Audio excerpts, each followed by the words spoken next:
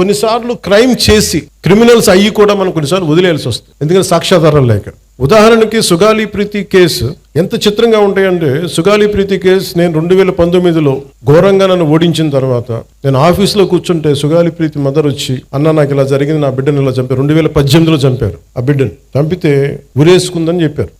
నేను కూర్చోబెట్టి social media trials చేయలేను, మీడియా ట్రయల్స్ చేయలేను. లా అండ్ ఆర్డర్ ఎలా ఉంటుందంటే ఓన్లీ సాక్ష్యాధారాల మీద ఆధారపడి నేను కూర్చోబెట్టి సడన్ గా కూర్చోబెట్టి వీళ్ళ మీద బ్లేమ్ చేయలేను. వీళ్ళు తప్పు చేశారు. ఎందుకు మాట్లాడతాను? ఇందాక గంజాయి తీసుకొని కొట్టారంటే మీరు గంజాయి తీసుకోవడం చూసారని ఎందుకు అడిగానంటే, నేను అంత నిక్కచ్చిగా ఉండాలి.